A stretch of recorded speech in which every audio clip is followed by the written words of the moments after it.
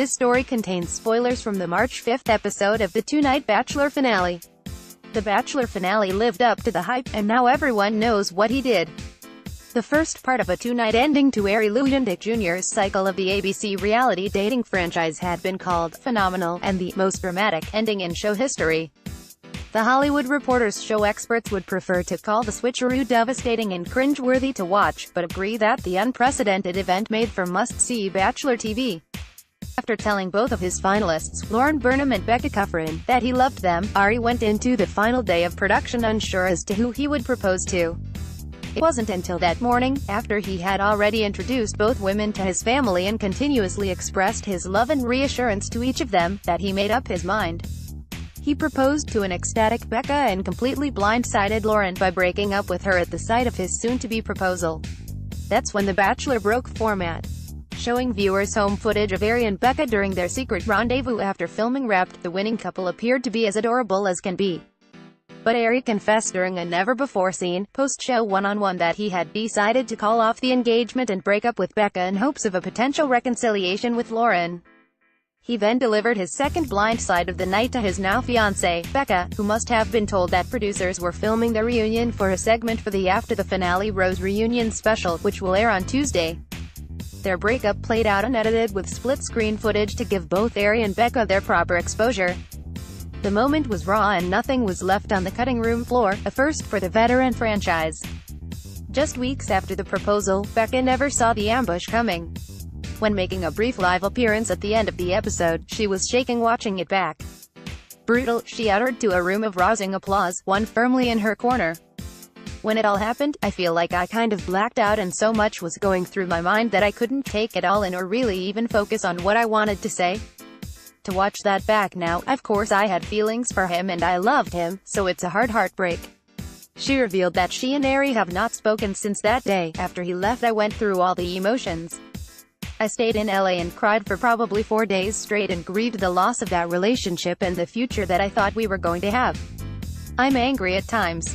I feel betrayed for a lot of the time because I feel like I was lied to for so long." On Tuesday morning, she tweeted a close-up of herself making a face during the first cast shot before the season even began, with the caption, "Deep down, I knew." Tuesday night has promised to bring Bachelor Nation many answers when Arie, Becca and Lauren all come face-to-face in front of a live audience.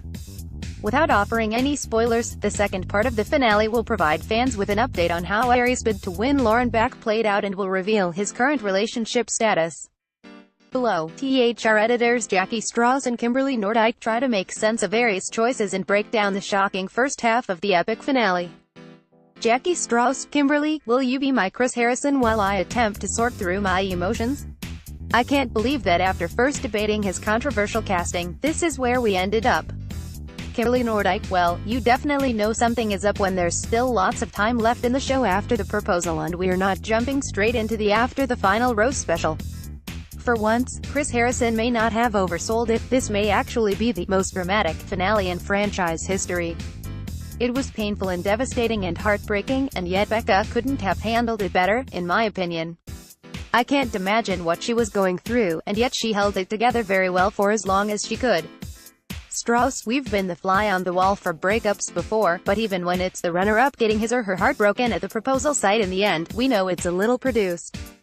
I'm always noticing a stray hair in one shot that isn't in the next and wondering how many times the producers made them redo a part of the speech, no matter how awkward a somewhat scripted breakup might be for those involved. But we have never seen unedited footage of a show couple breaking up after the season and with such raw emotions, something Chris Harrison called a first for network reality TV.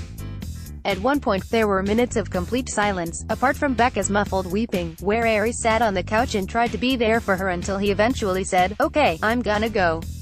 Nordyke, along those lines, I often notice that voice tones and volume tend to change when we are hearing someone speak while they aren't on screen, which leads me to believe they splice dialogue together, and I'm never sure if reaction shots are actually from the moment we are led to believe they are from. But this split-screen setup for the breakup, you got to see exactly how each was reacting to the other. You actually got to see the entire conversation in real time, as it played out. These were the most genuine moments ever aired on this franchise. Strauss, I need to ask you, does Arie seem genuine? I could feel both Lauren and Becca's hearts respectively breaking while watching, and yet I cannot emotionally connect with Arie's plight. He hasn't been great at expressing himself all season, but to blindside not one but two women. Both women said they had fears, but neither had doubts, which means he gave them zero indication that they weren't the one. He has to be the worst communicator we've ever seen in Bachelor Nation, and then he went behind Becca's back to producers. Is he the franchise